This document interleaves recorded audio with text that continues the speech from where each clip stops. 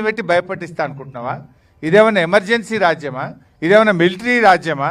ఇది ప్రజాస్వామ్య ప్రభుత్వం. నిన్ను ఓట్లేసి గెలిపిస్తే మా నెత్తి మీద డంపి ఆడు పెడతావా? ఓట్లేసిన పాపానికి ప్రజల్ని మోసం చేస్తావా? ఏ ఒక్కటి నువ్వు అమలు చేసినావు ఇప్పటిదాకా? మహిళలకు మహాలక్ష్మి 2500 అంటివి ఇవ్వకపోతివి, ముసలోళ్ళకు 4000 పింఛన్ అంటివి రాకపాయే, రైతులకు రుణమాఫీ అంటివి సగం కూడా కాకపాయే. ఏది నువ్వు చేసిన పని? బస్ ఒకటి పెట్టినాడు, గదొకటే, గది తప్పేమి లేదు. అందులో కూడా పంచాయతీలు ఇక.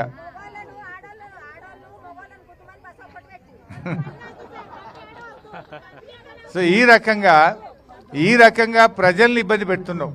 సో ఇప్పటికైనా మా గుమ్మడిదల అక్కా చెల్లెళ్ళు, అన్నదమ్ముళ్ళు, మా రైతుల అభిప్రాయాలను గుర్తుపెట్టుకొని తక్షణమే ఈ డంప్ యార్డ్ను ప్రజలకు ఇబ్బంది లేని చోట, గ్రామాలు లేనటువంటి చోట, రైతులకు ఇబ్బంది లేని చోట పెట్టాలి తప్ప ఇక్కడ ఈ గుమ్మడిదలలో ప్యారానగర్లో పెట్టొద్దని ప్రభుత్వాన్ని మేము కోరుతా ఉన్నాం. తప్పకుండా మీ యొక్క అంశాన్ని రేపు అసెంబ్లీలో కూడా మాట్లాడతాం. రేపు మళ్ళీ అసెంబ్లీ బడ్జెట్ సమావేశాలు స్టార్ట్ అవుతున్నాయి. ఇలా మీరు ఎట్లా పోరాడుతున్నారు? ఓనాడు బర్రెలు పెట్టిండ్రు, ఓనాడు గొర్రెల్ని పెట్టిండ్రు, ఓనాడు మహిళలు కూస్తున్నారు, ఓనాడు పిల్లలు కూస్తున్నారు, ట్రాక్టర్ల ర్యాలీ పెట్టిండ్రు. వివిధ రూపాల్లో ప్రజాస్వామ్య పద్ధతిలో మీరు కొట్లాడుతూ ఉన్నారు. మీ పోరాటాన్ని రేపు అసెంబ్లీలో మాట్లాడతాం, ప్రభుత్వం మీద ఒత్తిడి పెంచుతాం.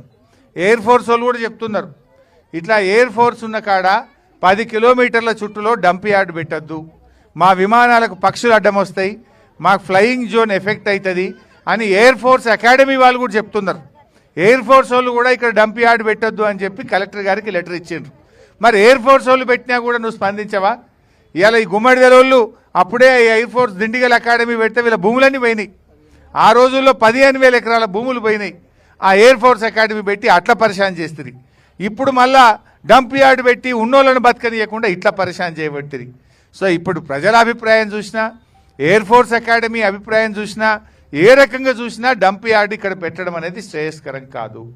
ఆలోచన విరమించుకోండి, మీ టిప్పర్లు వాపస్ తీసుకోండి, మీ పోలీసు వాళ్ళందరినీ కూడా వెనక్కు తీసుకొని ఇక్కడ ప్రజాస్వామ్య పద్ధతుల్లో ప్రజల ఆలోచనల్ని గౌరవించాలని చెప్పి కూడా ఈరోజు మేము డిమాండ్ చేస్తూ ఉన్నాం.